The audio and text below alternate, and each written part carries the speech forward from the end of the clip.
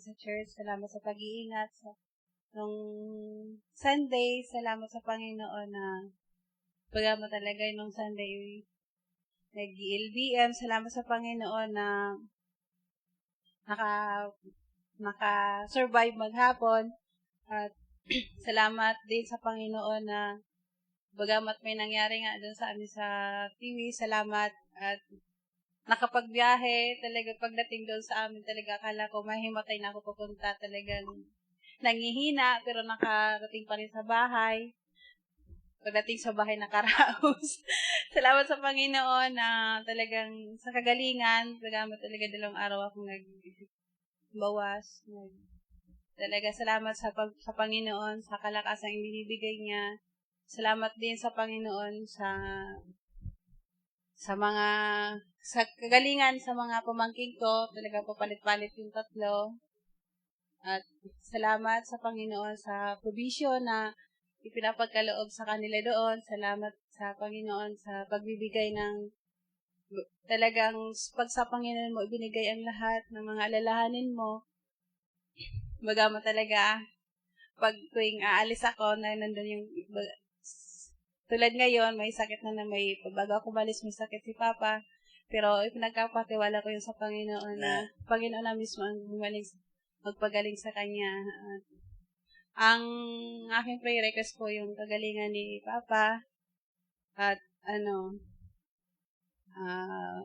salvation sa kanila, pag-iingat sa kanila doon. Kagalingan ng mga pamangkin ko po sa sakit. Amen. Sige po. So, next, sige po, ipag-pray po natin yan. Sana naisulat po natin, para hindi po natin makalimutan. Sige po. Yan, si Sister Cynthia Rodriguez. Amen.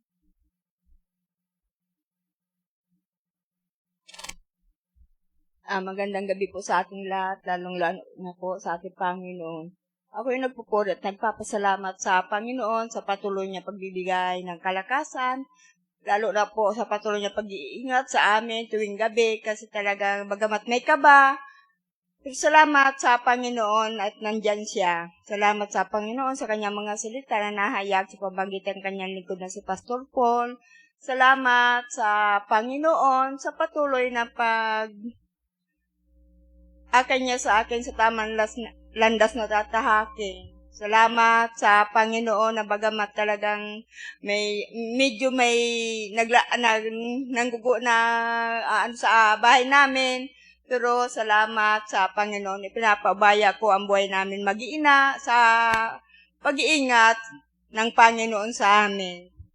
Salamat sa patuloy niyang kalakasan, bagamat may karamdaman, pero patuloy pa din na nagising tuwing umaga. Yan po ang pinagpapasalamat ko sa Panginoon. Aking pong prayer request, kagalingan po ng aking karamdaman, bagamat talagang parang na pag-uwi o kanina galing sa trabaho nakatulog ako, pero salamat sa Panginoon kasi hindi naging hadlang para hindi ako maka-attend ngayon. Yung po ang malaking pinagpapasalamat ko sa Panginoon. At ganun din po, provision, financial, para po sa pagpapacheck up, at patuloy pong pag-iingat sa amin ng Panginoon, lalo po sa kalagitnaan ng gabi. Pati si Brother Carlo po, napiperwisyo na namin.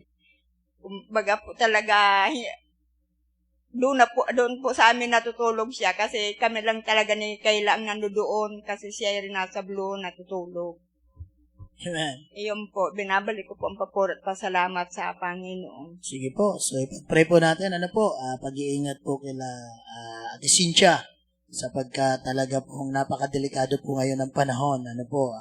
We pray na ingatan sila ng Panginoon doon po sa kanila pong tahanan, sa kanila pong mumunting tahanan. Amen.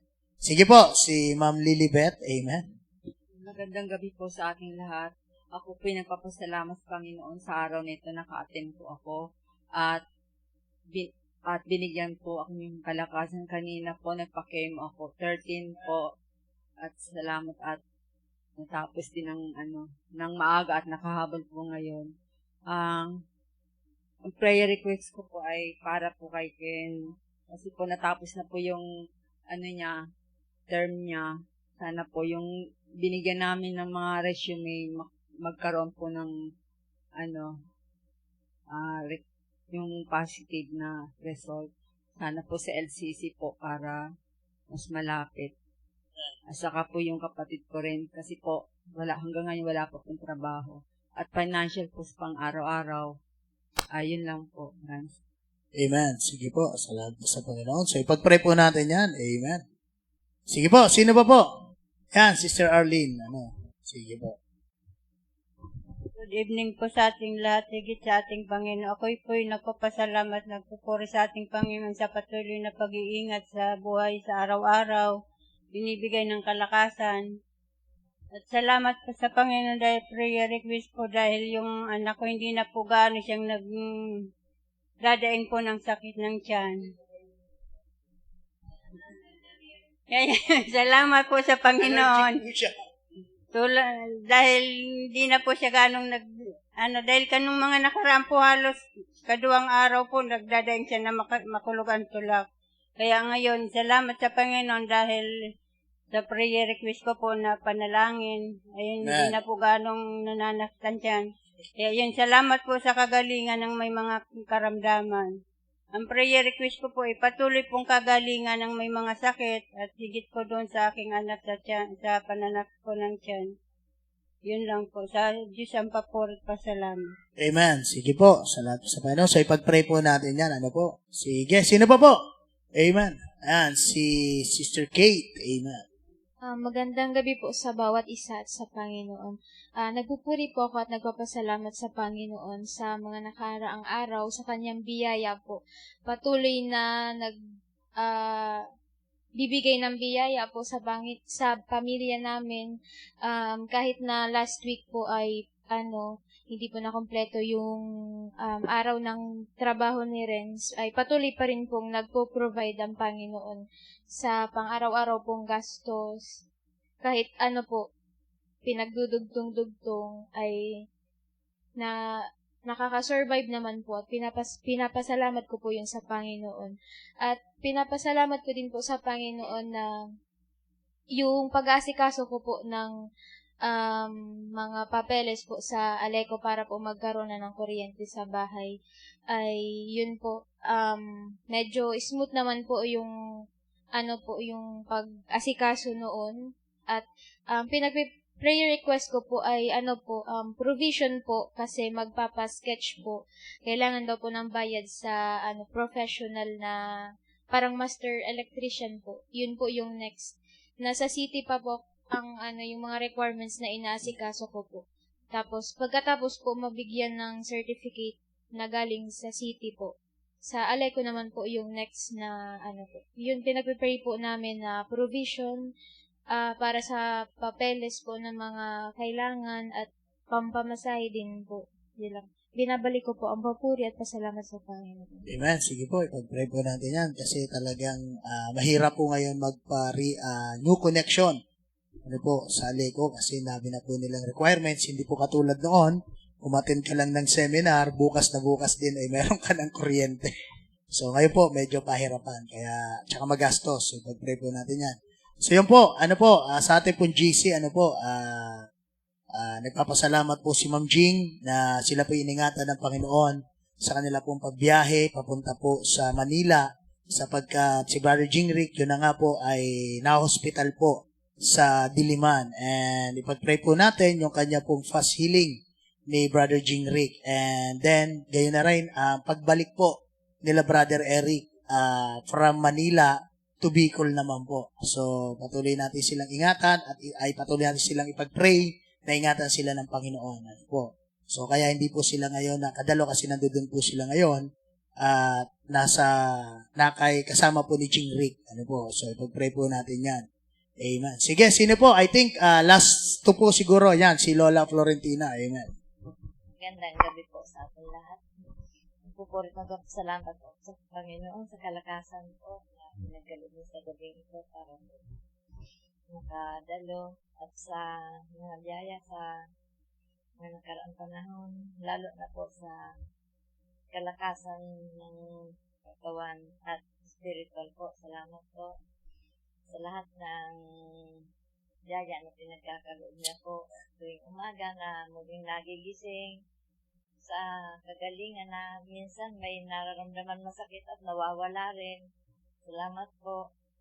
Ang akin pong prayer request po ano po, kapayapaan po sa aming bahay. At pasensya po para sa akin patuloy po na makapagpasensya po. Binabalik ko po ang lahat ng support. Salamat sa kanya. Amen. Amen. Sige po. So, pag-pray po natin yan. Sige po. Sino po? Amen. Last one yan, si Brother Gab. Amen.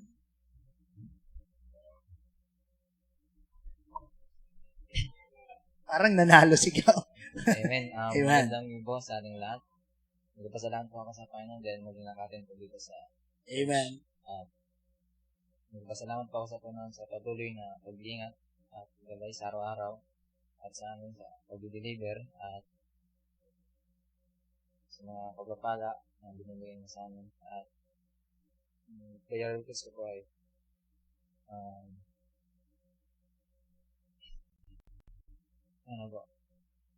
wisdom sa paparating na final exam at probation din po sa tuition at sa papalapit na second sem po simulan. At pag-iingat po sa amin sa pag-deliver at kalakasan din. Amen. Amen. Sige po. So, ipag-pray po natin yan. Amen.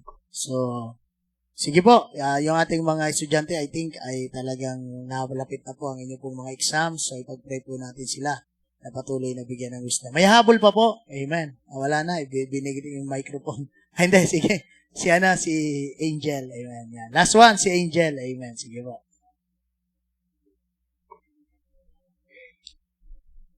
Good evening po sa ating lahat. Nagpapasalamat po ako sa Panginoon dahil nung nakaraang Saturday po is pa-check up po ulit and nakapagpa-test po ng dugo. So, answered prayer po na bumaba po yung aking T4, which is maganda po na parang kasi yung T4 ko po is talagang mas mag-produce, mas marami mag-produce kaysa sa normal lang po dapat na T4. So, bali nasa 100 something po yung last ko. So, nung Saturday po, nagpa-test po ulit. Nasa 36 na lang po. So, maraming salamat po sa Panginoon dahil sa provision, dahil yung sa dugo pa lang po, pagpapates ng dugo is may kamahalan na po. So, pati yung gamot po na iniinom ko, sa 1 month po, umaabot po ng 1,000 din ang ginagasto. So, maraming salamat po sa pag-provide ng Panginoon para sa mga pangangailangan po namin, especially doon nga po sa gamot, pagpapatas ng dugo, and sa provision ko po. Ganun din sa araw-araw po na pagpo-provide ng Panginoon. So, at maraming salamat din po sa pag-iingat ng Panginoon kina Papa at Mama sa pagtatrabaho, lalo po kay Papa na medyo mabigat po ang kanyang trabaho, kaya may mga nararamdaman na rin po. So, maraming salamat po sa Panginoon sa kanyang patuloy na pagtatapat sa aming pamilya. At pinagpapasalamat ko rin po last Saturday dahil nakasama po ulit sa mga Bible studies. Kahit nakabisita lang po, talagang nakakamiss din po talaga na magturo sa mga bata. Kaya prayer request ko po is provision po para sa pan-tuition, and then sa every other month po kasi yung pagpapatest ko ng dugo, and monthly po yung gamot.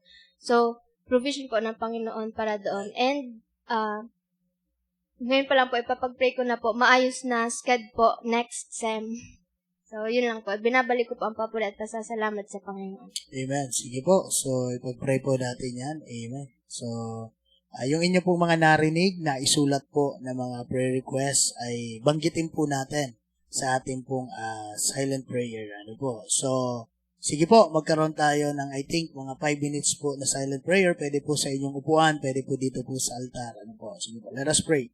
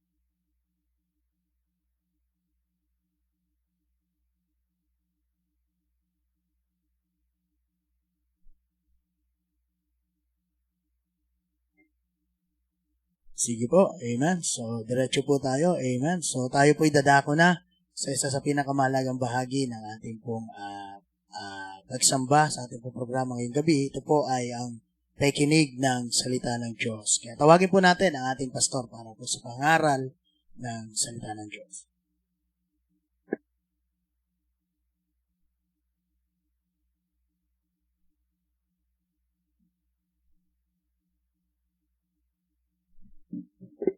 Amen. Sige po, so tayo pong lahat ay magsitayo ngayon pong gabi at atin pong buksan natin po mga Biblia sa book of 1 Peter.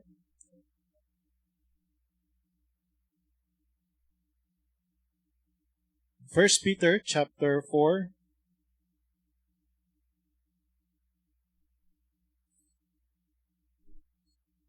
Basahin po natin, beginning from verse 14 up to verse 16.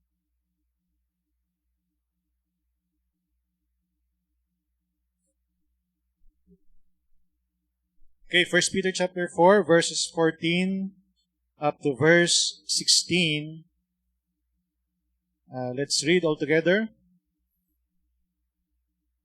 Ready, read.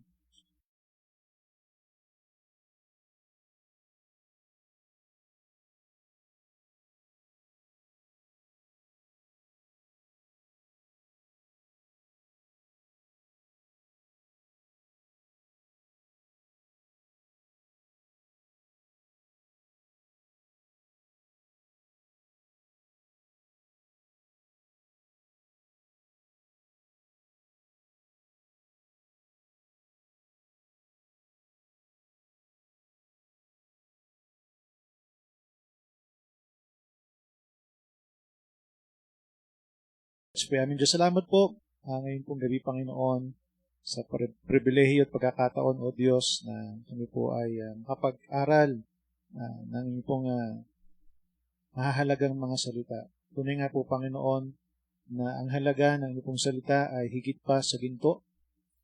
Tunay nga po, O Diyos, ito po ay tinapay sa aming pong nagugutom ng mga kaluluwa. Ito po ay gamot sa aming pong mga karamdamang espiritual.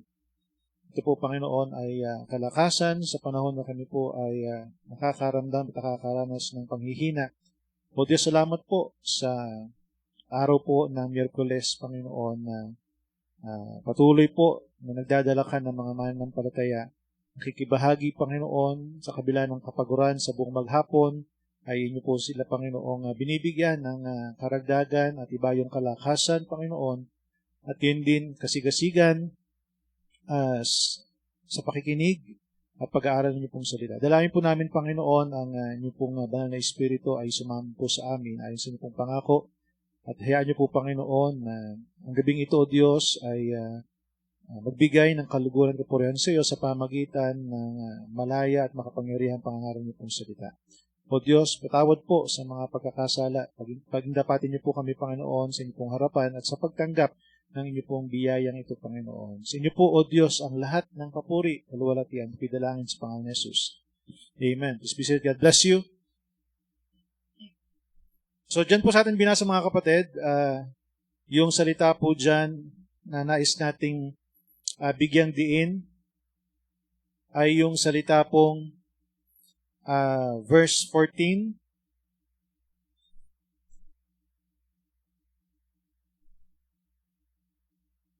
Okay, sabi po dyan, yung salita pong reproach. Reproach. Onididzo sa Greek. Onididzo. Ibig sabihin po ay to defame, to rail at, chide, taunt. Yan. To reproach, revile, or upbraid. Yan po ang ibig sabihin sa original. At ang ilan po, ito po ay tinranslate, yung salita pong reproach, mapintasan, yan po ay tinranslate sa word na insult. Ano po yung salitang reproach, insult. Okay. Sa Tagalog, insulto. So, mas madali po nating makarelate yung salitang insulto. Kung kayo'y insultuhin, sabi dyan, dahil sa pangalan ni Kristo. if ye be reproached or insulted for the name of Christ. So ngayon pong gabi mga kapatid, ang ating pong pag-aaral, pinamagalan po nating insulted yet insulated.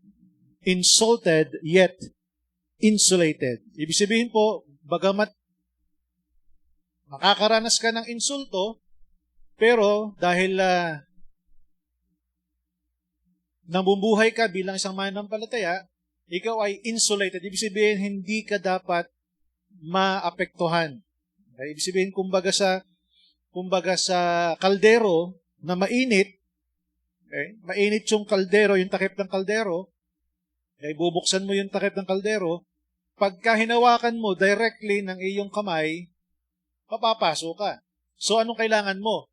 Insulator. Kailangan mo ng something that will not easily transfer yung heat ng kaldero sa iyong kamay. Yan. So, anong kailangan mo? Pot holder. So, kailangan mo ng, anong tawag dun sa Tagalog?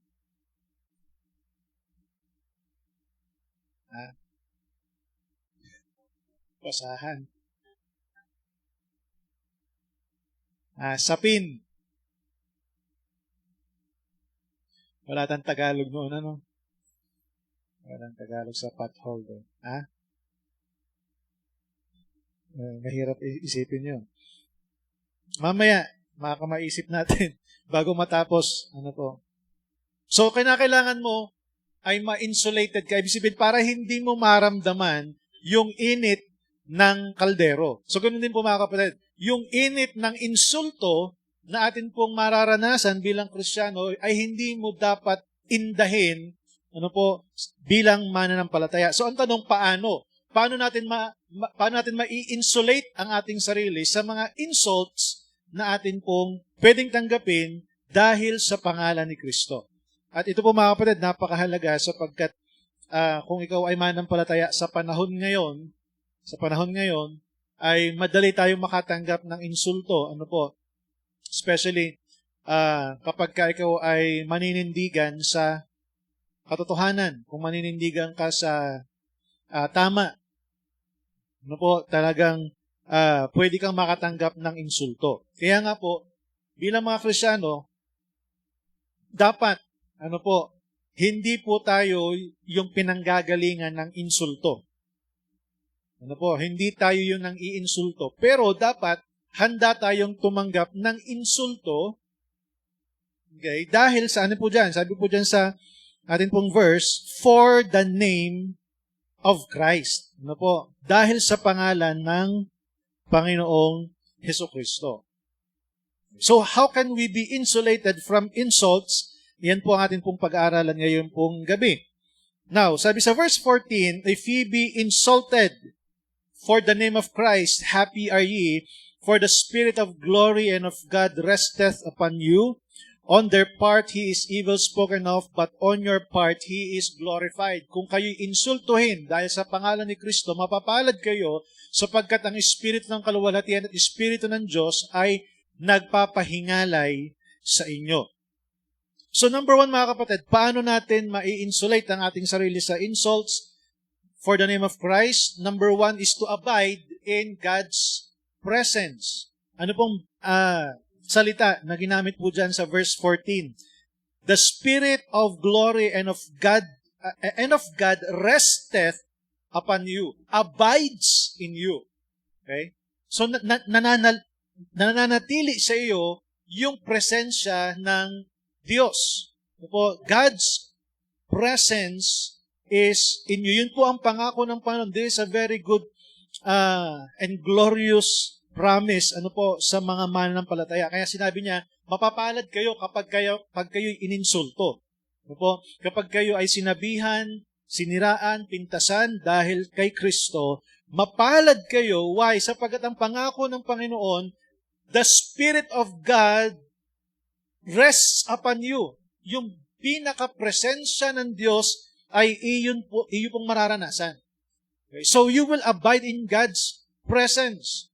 Okay? This is the beatitude of suffering. Mapalad ka kung ikaw ay tatanggap ng insulto dahil kay Kristo. Sa Hebrews chapter 13 verse 5, I will never leave thee nor forsake thee.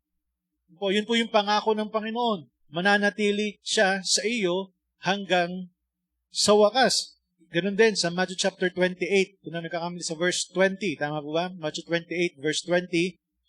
Teaching them to observe all things whatsoever I have commanded you, and lo, I am with you always, even unto the end of the world. Kasi iinsultuhin ka talaga. Iinsultuhin ka talaga dahil kay Kristo. Kapag ka ikaw ay nangaral patungkol kay Kristo, kapag ka ikaw ay nagbahagi ng salita ng Diyos ng ebanghelyo, you will be insulted. Iinsultuhin ka. At i-expect mo na yon. Tatawanan ka, sasabihin, gagawin kang katatawanan. Okay? Bakit po? Sapagkat kasama na po yan sa pagiging mananampalataya. Pero ano po ang pangako ng Panginoon? Na kapag ginagawa niyo yung Great Commission, okay, anong pangako? Sasamahan ko kayo.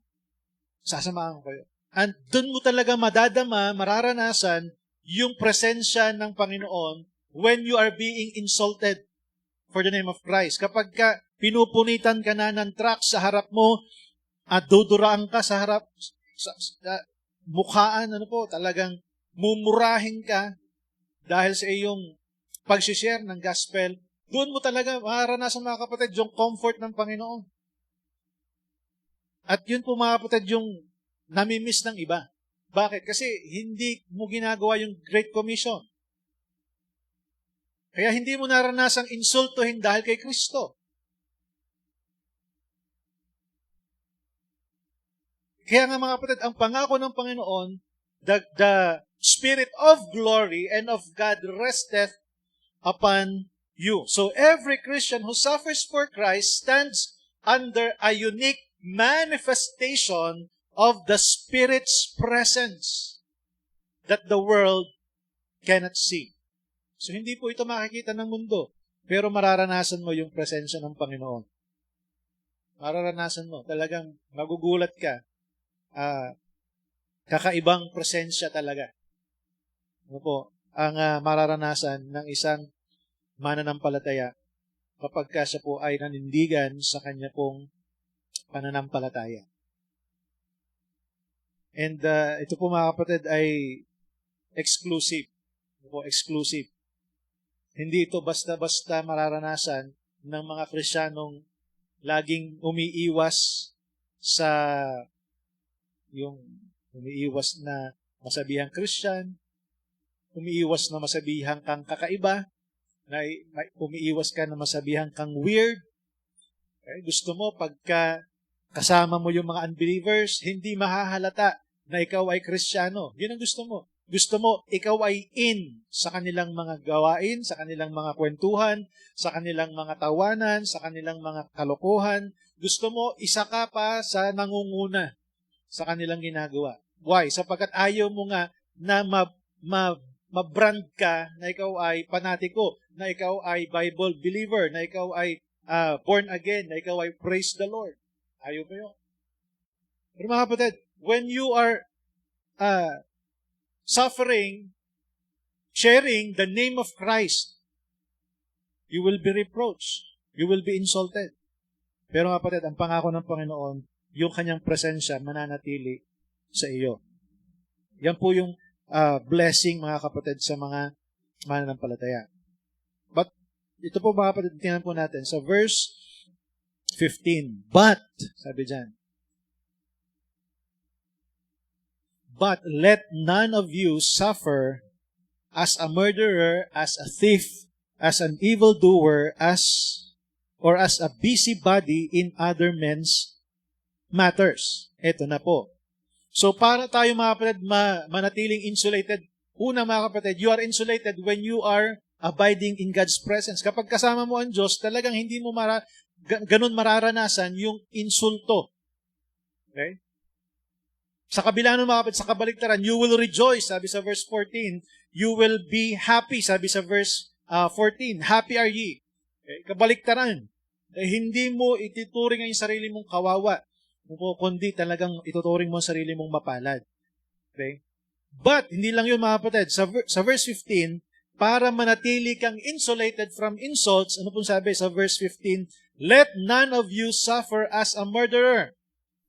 So number 2 mga kapatid is avoid God's punishment. Sapagkat kapag ikaw ay gumawa na ng mali, ikaw ay gumawa na ng masama, hindi mo pwedeng i-expect ang presensya ng Diyos sa buhay mo. You will not be insulated from insults kapag kaya ka iniinsulto ay dahil ikaw ay gumagawa ng masama. Anong klase mga kapatid? Murderer. Pagpatay. Magnanakaw. Sabi dyan, thief. Or as an evildoer, or as a busybody in other men's matters. Ito mga kapatid, nakakagulat dito eh. Okay? Alam natin mga kapatid, na hindi tayo dapat pumatay ng tao, hindi tayo dapat magnakaw, hindi dapat tayo gumawa ng masama. Pero mga kapatid, dito tayo madalas sumasablay. Saan? Sa pakikialam sa mga bagay ng iba. Pakikialam sa bagay ng iba. Sinama po dito mga kapatid ni Apostol Pedro na huwag daw tayong mag-suffer because pakialamero tayo, pakialamera tayo sa bahay, sa buhay ng iba. Which is, akala natin mga kapatid, okay lang yun. Okay lang na pagkwentuhan natin ang ibang tao, okay lang na pagchismisan natin ang ibang tao, okay, yung buhay ng ating kapwa, okay lang yun. Basta hindi tayo pumapatay ng tao, hindi tayo nagnanakaw, hindi tayo gumagawa ng masama, okay lang na pag-istoryahan natin ng ibang tao, which is, sabi ng Biblia, hindi rin yun katanggap-tanggap sa Diyos. Mapakialam sa mga bagay ng iba. Busy body.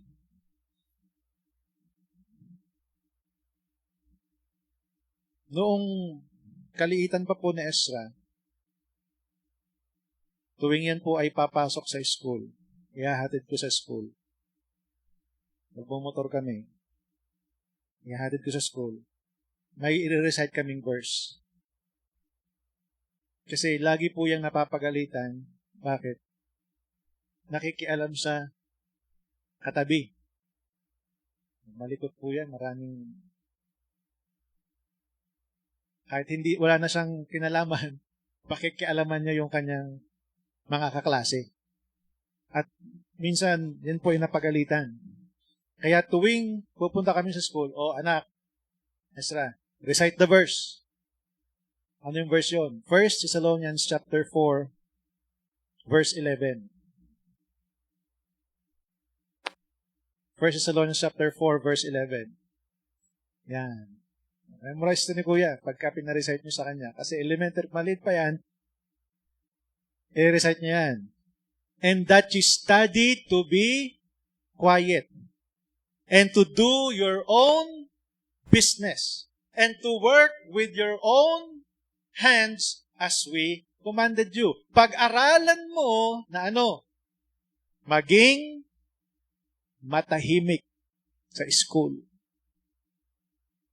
Gawin ang iyong sariling gawain.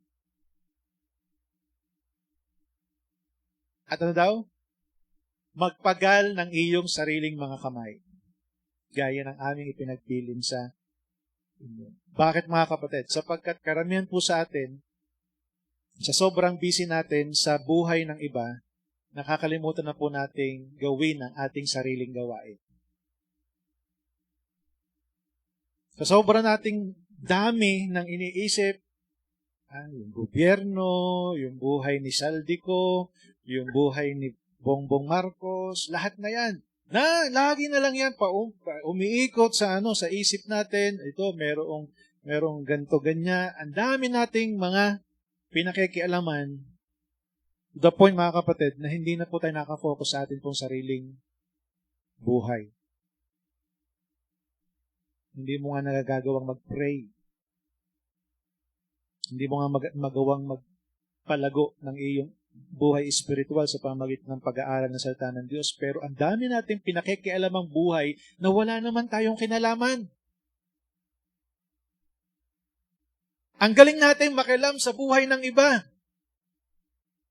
To the point, mga kapatid, yung atin pong sariling gawain, hindi na natin nagagawa. Sabi niya, no? Pag-aralan mo maging tahimik. Huwag kang makialam, huwag kang makisawsaw sa hindi mo na, wala ka namang kinalaman.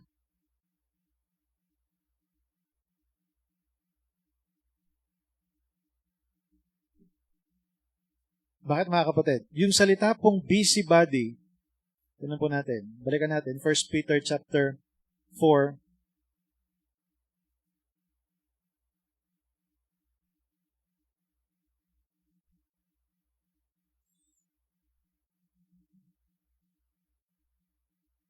Yung salita pong busybody, ang original po niyan ay alotri episkopos. Alotri episkopos. From the word episkopos. Ano yung episkopos? Ang episkopos, mga kapatid, yan po ay ginamit sa pastor. Oversee. Oversee. Okay? Yung kumbaga nagbabantay ka. Tagapagbantay ka. Yan. So, ibig sabihin, mga kapatid, huwag kang magpastor-pastoran na hindi ka man pastor. Ibinigay ang pag-oversee sa church kanino? Sa pastor. Ngayon, kung hindi ka pastor, huwag kang makialam sa buhay ng iba. Ibinigay sa pastor ang pakikialam sa buhay ng iba. Pero hindi po kapag hindi ka pastor. Kasi tawag sa pastor, overseers. Episkopos. Ano po? Overseers. Kaya nga pagka binasin mo yan, overseeing others' affairs or nakikialam, a meddler, busybody. Yan po, mga kapatid, ang problema. Kaya sabi dito ni Apostol Pedro, don't suffer as a busybody. Huwag kang makialam sa buhay ng iba kung wala ka namang kinalaman. 2 Thessalonians chapter 3 verse 11. 2 Thessalonians chapter 3 verse 11. Sabi, for we hear that there are some which walk among you disorderly, working not at all. Ibig sabihin, hindi na gumagawa. Bakit? They are busybodies. Sabi dyan, na hindi man lamang nagsisigawa. Bakit? Na mapakialam sa mga bagay ng iba. Delikado pala, mga kapatid. Na sobrang nakikialam na tayo sa buhay ng iba, wala na pala tayong ginagawa para sa atin pong sarili. Verse 12. Now them that are such we command and exhort by our Lord Jesus Christ that with quietness they work and eat their own bread. Ano nga ba, ito po ay iniutos, why? Sapagkat para din sa ating ikatatahimik. Diba? Para sa atin din yun. Okay.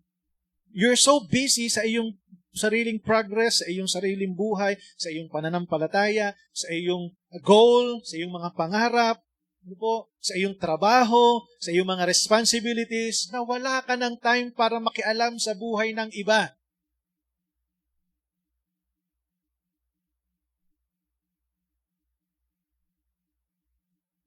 Kaya, mga kapatid, mabagal ang progreso ng mga Pilipino dahil mahilig tayong makialam sa buhay ng iba. Yung energy, yung sustansya ng iyong utak na sana'y ginagamit mo para paglaguin ang sarili mo, ginagamit mo para makialam sa wala ka namang kinalaman. And that is sad, mga kapatid. At kapag ganun ang ginawa mo, ano sabi po ng Biblia, hindi mo pwedeng i-expect na ma-insulate ka sa insults. Bakit? Tatawagin kang pakialamera. Pakialamero. iinsultuhin ka. Hindi dahil kay Kristo, kundi dahil sa kasalanan na yun. Wala ka namang kinalaman. Kaya, hanggat maaari, sabi diyan, study to be quiet, that with quietness they work. Quietness they work. Why? Sapagkat mga kapatid, sa panahon natin ngayon ng social media, lahat na lang ay gusto natin i-post sa Facebook. Lahat ng opinion mo, lahat ng naiisip mo, lahat ng ginagawa mo, lahat ng mga accomplishment mo, lahat ng pinupuntahan mo, lahat ng kinakain mo, ipopost sa social media. Na para bagang kapag ka na nagkaroon ng likes and etc. ang iyong post ay para bagang nakakadagdag ng iyong progress. No, mga kapatid. Kaya nga, hanggat maaari, bilang mga mananampalataya, ngayon, ang temptation, i-post na lang ng i-post, mahilig mag-post. Ano ang nasa isip mo? What is your thought? May note sa messenger.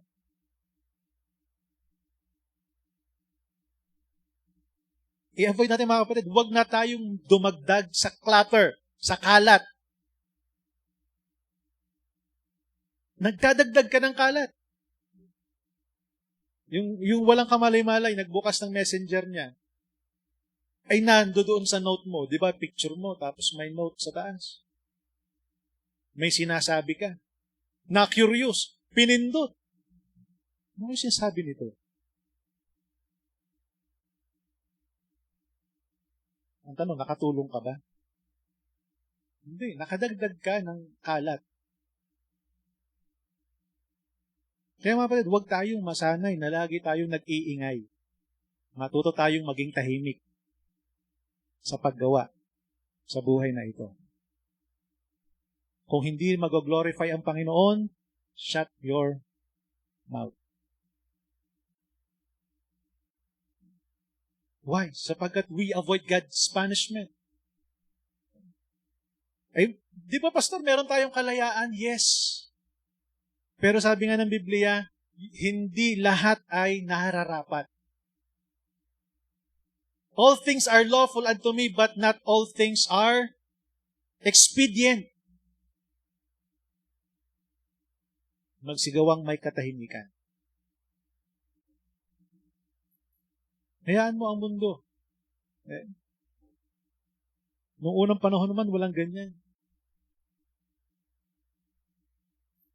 Pero ang mga buhay noong panahon, talagang makita natin. Kaya kung meron kang gustong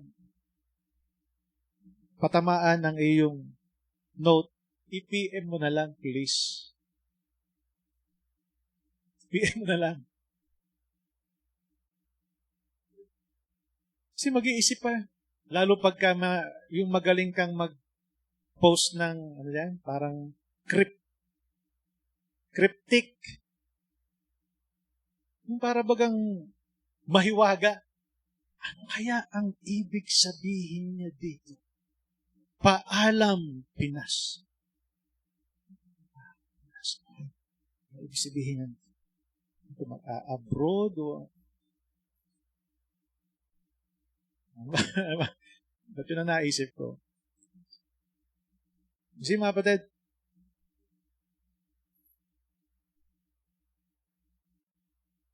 so wag na po tayo mga kapatid maging maingay. Yan. Masatisfy tayo na tayo po ay nagpi-please sa Panginoon. To please God and not men.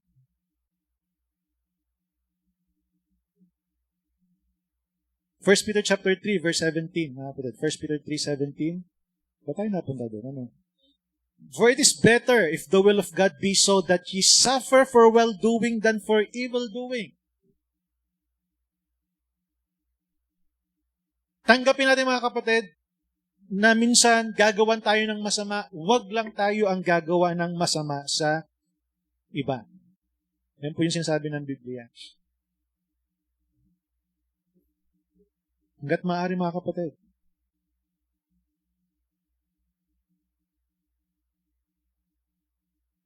Next, 1 Peter chapter 4, verse 16. Yet, ito na. Yet, if any man suffer as a Christian, let him. What? Hayaan mo siya. Na ano? Huwag mahiya.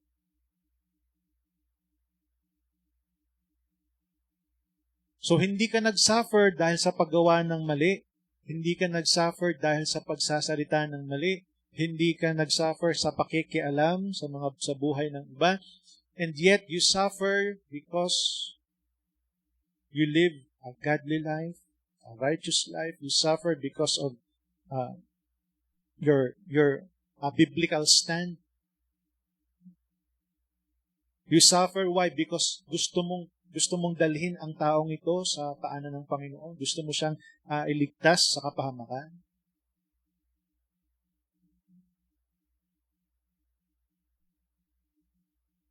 Huwag kang mahiya, sabi dyan. Huwag kang mahiya. Ito ang problema natin mga kapatid. Kapag patungkol na sa Panginoon, ang atin pong gagawin, doon po tayo mas dinatatan ng hiya. Pagka makikialam tayo at magkikwento tayo sa buhay ng iba, hindi tayo nahihiya. Pero kapag ikikwento mo na ang patungkol sa gospel, ikwento patungkol sa Panginoon, sa kaligtasan, doon po tayo mga kapatid tumatahimik. Baliktad. Huwag tayong mahiya. Kahit sino pa yung kausap mo, sino yung kaharap mo, huwag mo ikahiya ang Ebanghelyo.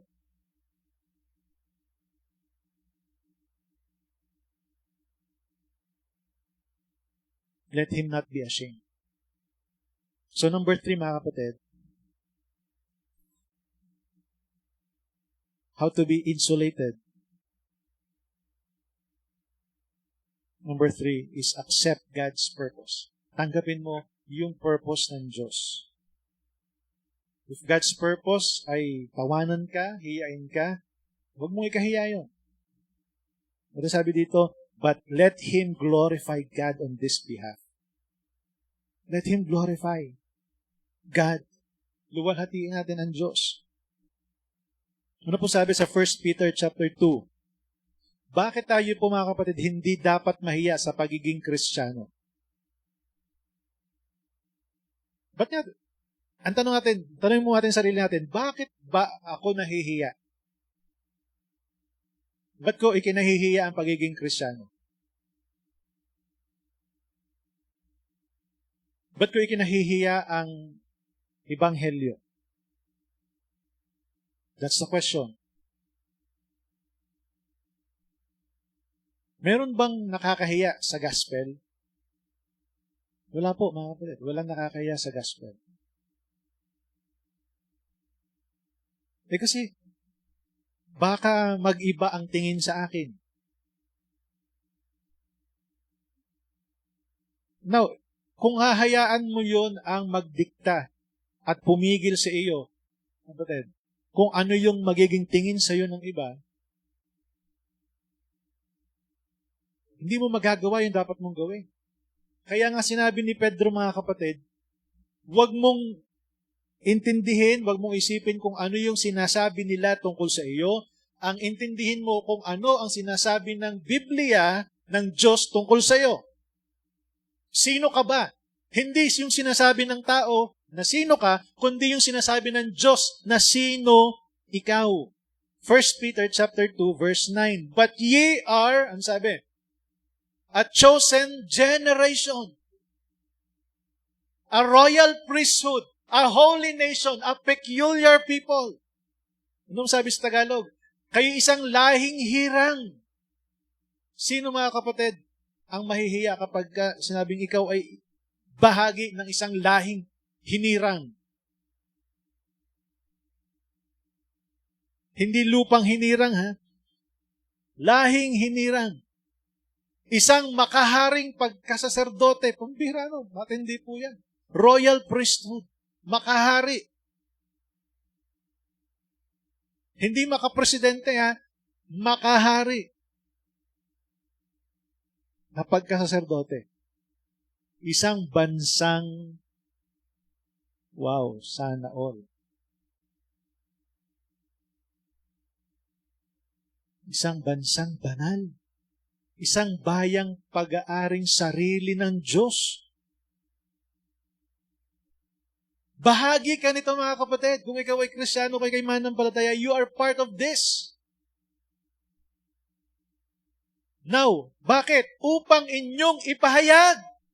Alin? Ang karangalan niyang tumawag sa inyo mula sa kadiliman hanggang sa kanyang kagilagilalas na kaliwanagan. Kapatid, kapag ka ang kaharap mo ay matataas na tao, matatalinong tao, mayayaman na tao, at pinagsalita ka patungkol sa gospel, huwag kang mag-asto na para kang kawawa.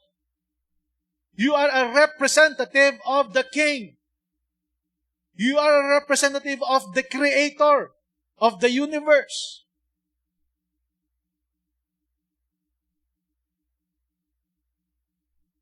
Anong ikakahiya natin? Ibahagi tayo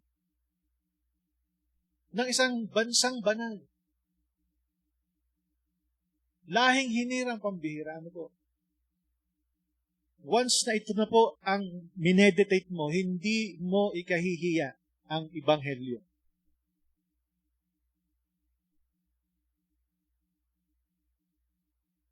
At hindi mo ikahihiyang ipahayag ang karangalan niyaong tumawag sa inyo mula sa kadiliman hanggang sa kanyang kagilagilalas na kaliwanagan.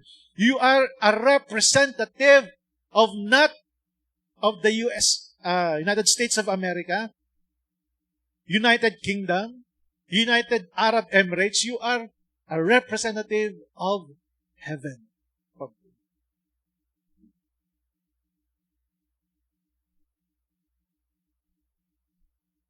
Kaya panalangin natin, bigyan tayo ng Panginoon ng pagkakataon. Makausapin natin na sino pa mang tao. Nakita mo, naninilaw ang leeg. Ang daming nakasabit ng mga ginto. Tapos, kita mo, puro nagkikinangan ng diamante ang singsing.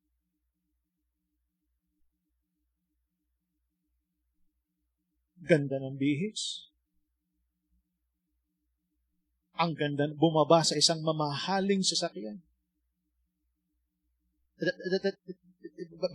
Babasahin po.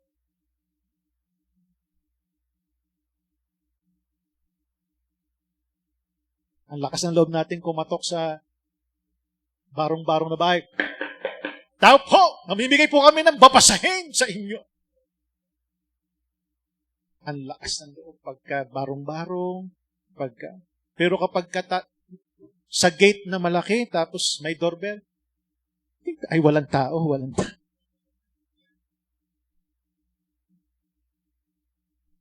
Bakit? Ang ganda ng bahay. Ang laki ng gate. Hindi.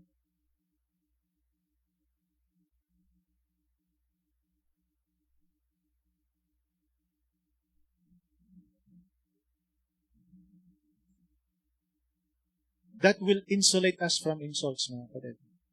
When we accept God's purpose. Ano yung purpose ng Diyos sa'yo? Don't be ashamed.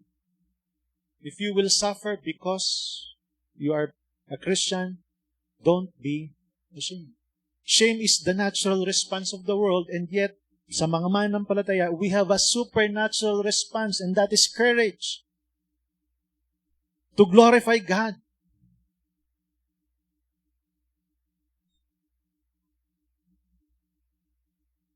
Kaya kapatid, makikita natin si David. Hindi siya nahiya. Lahat ng sundalo ng Israel nanginginig nung hinahamon ni Goliath.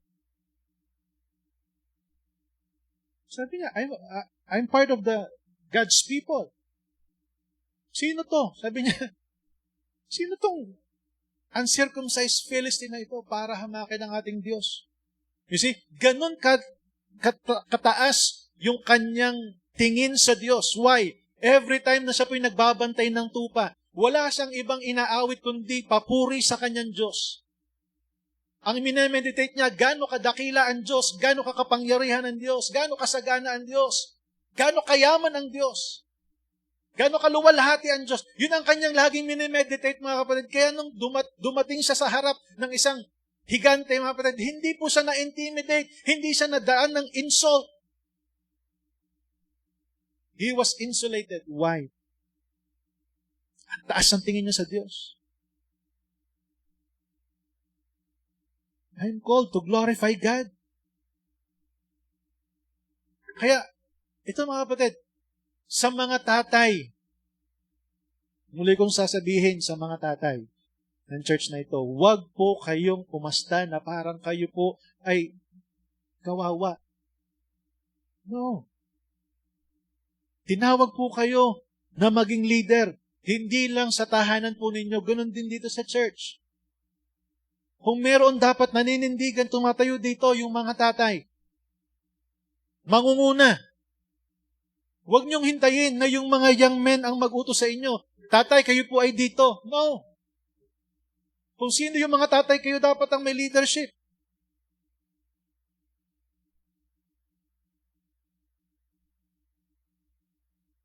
Ipakita nyo. Kayo nangunguna sa mga ministry, sa mga gawain, sa mga fellowship. Huwag po tayong mag-asta na para bagang tayo po ay no. Kapag kasama mo ang Diyos, you have the courage, you have boldness. Huwag pong mahiya. Ito po nakakalungkot, mga kapatid. Maraming Kristiyano ay mahiyain.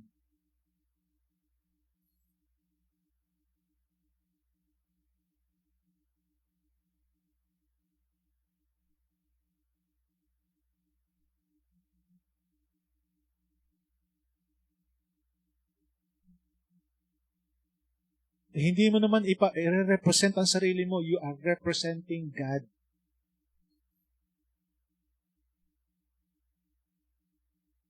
Kapag gano'n, mga kapatid, kasama mo ang Diyos, di ba? God's presence is with you. Hindi ka mahihiya at matatakot na mag-suffer. Tawanan ka, mapalad ka. Insultuhin ka, mapalad ka.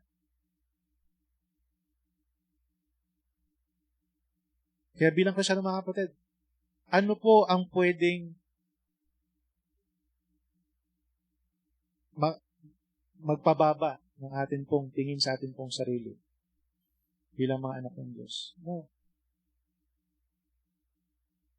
Insultuhin ka, tanggapin mo that you are insulated. Why? Kasama mo ang Diyos.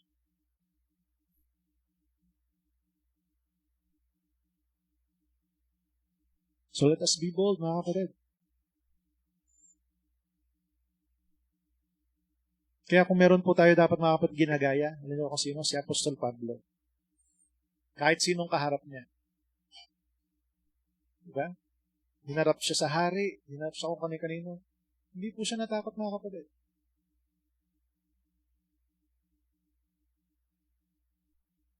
So tinawag ka for that purpose. Accept it. God's purpose is for you to glorify God. Glorify God on this behalf. Ang tanong, mga kapatid, sino pa ang mag-glorify sa Panginoon kung hindi tayo?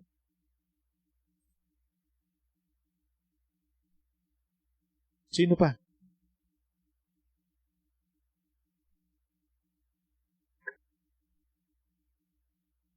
Kaya bilang mga mananampalataya, let's stand up for what is right and let us glorify God. Hindi ibig sabihin, mga kapatid, magiging mayabang ka. Ibig sabihin lang, you are insulated from insults. Go on. Insultuhin ka, patuloy ka lang. Huwag kang gaganti. Huwag kang masasaktan. Huwag kang panghihinaan ng loob. Insultuhin ka, tanggapin mo. Why? Because you are abiding in God's presence. Because you have avoided God's punishments. Mabubuhay ka ng maayos. And you are accepting God's purpose. At saan dito mga kapatid? Manatili tayong insulated from insults. Gawin mo kung ano yung tama. Huwag mong ikahiya. Alam mong yan ay kalooban ng Diyos, yan ay tama, gawin mo, sabihin mo. Insultuhin ka, tanggapin mo lang. Kasama mo ang Diyos. At kapag ka mga kapatid, ganito ang attitude ng mga mananampalataya, magiging makapangyarihan ang iglesia sa kamay ng Diyos.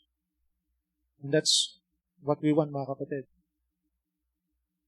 Marami pang tao sa Albay ang nangangailangan ng Ebanghelyo. Kahit sinong ilagay sa iyo ng Diyos sa harapan mo, huwag kang feeling na you are nobody. Sino man ang kaharap mo, be a representative of the King of Kings.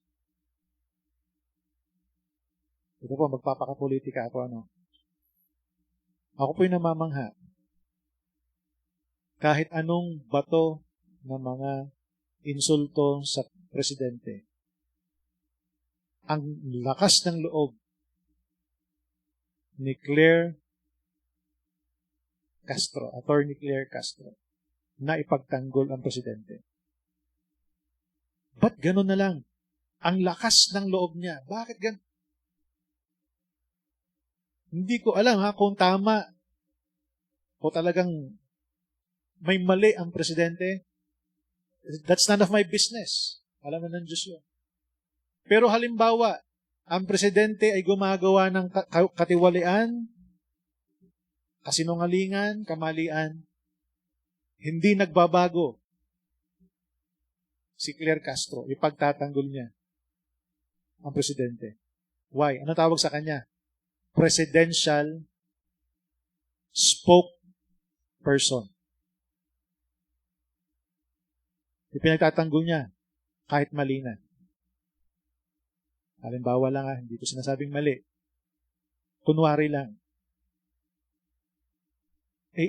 Tayo mga kapatid, hindi rin pinagtatanggol ang mali. Pinagtatanggol natin ang Diyos, ang katotohanan, ang salita ng Diyos, ang Ebanghelyo. Bakit tayo mahihiya? Wala tayong dapat pagtakpan. Manindigan tayo. Be insulated from insults. Tayo po muna lang. Aming Diyos, salamat po sa inyo pong salita, Panginoon. And may this serve as an encouragement, Panginoon, sa amin sapagkat alam namin, Panginoon, hindi po kami exempted sa mga insulto dahil sa pangalan ni Kristo. And some of us, Lord, ay nakakaranas ng suffering as a Christian. And Lord, salamat dahil ikaw po ang nangako, Panginoon, na sasamahan mo po siya. Proteksyonan mo po siya, Panginoon. At ito po ay may purpose, Panginoon. Magbibigay ng kaluwalhatian sa iyo. Kaya nga po, Panginoon, I pray for Heavenly Bible Baptist Church, Panginoon. Marami po sa amin, Panginoon, kadalasan mahiyain pagdating sa katotohanan, pagdating sa Ebanghelyo. Lord, ngayon pong oras na ito, O Diyos, bigyan niyo po kami ng katulad na tapang ng mga mananampalataya noong unang panahon, ng mga apostol, na sa kanilang pangangaral, Panginoon, saan mo man sila dalhin, Panginoon, ano man ang kanilang kaharapin, tabak, kamatayan, hindi po nila kinatatakutan. Panginoon, wala pa kaming sinasalubong na tabak. Minsan ay matatalim na mga pananalita ay umuurong na kami. O Diyos, tulungan niyo po ang inyong pong mga anak na maging matapang pagdating sa katotohanan. Huwag niyo po kami, Panginoong, makita, Panginoon, na para ba kinaihiya ka namin. Sapagkat ikaw nagsabi, Panginoon, na magmakahiya sa iyo ay inyo pong ikahihiya. Di naman, sa harap ng iyong Ama. And Lord, hindi po namin gugustuhin ito.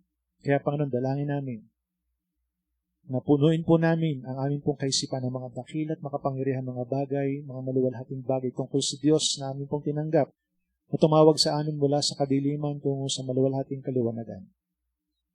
At dahil dito, Panginoon, ay buong tapang namin, Panginoong, ipahahayag ang katotohanan, ang ebanghelyo ng pagliligtas. Sino man amin pong makaharap, saan man kami makarating, Panginoon.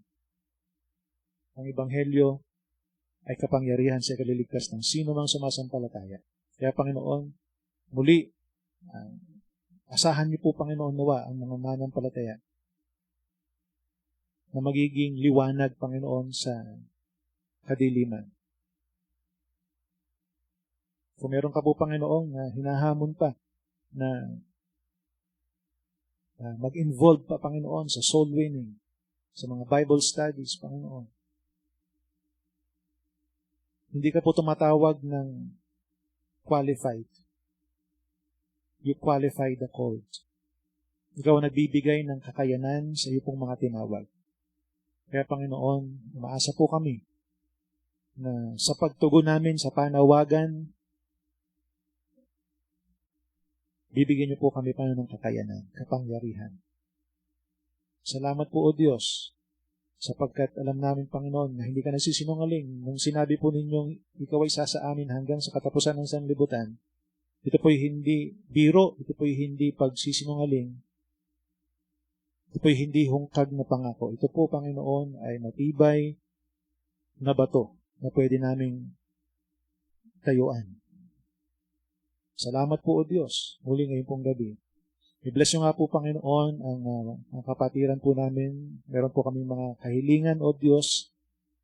Alam namin, Panginoon, na ikaw ang nagsabi to come boldly unto the throne of grace, we may obtain mercy and find grace to help in time of need. Sa mga panahon na kami po yung nangangailangan, Panginoon, bigyan nyo kami ng tibay, ng kalooban upang lumapit sa trono ng inyong pong biyaya. Salamat, Panginoon, dahil hindi kami lumalapit on our own merit, kundi sa aming pong Panginoong Hesus. Salamat po, Panginoon, na ang aming pong mga panalangin ay katanggap-tanggap dahil sa dugo ng Panginoong Hesus at sa tulong ng Banal na Espiritu. Kaya nga po, Panginoon, ang pagtatagumpay ay sa iyo at ang kaluwalhatian, ang papuri ay sa iyo din lamang, Panginoon. Lord, salamat po sa pribilehiyo na tawagin inyo pong mga anak. Sa inyo po muli, Panginoon, ang luwalhati. Ito ay aming dalangin sa pangalan po ng Panginoong Hesus. Amen. God bless you.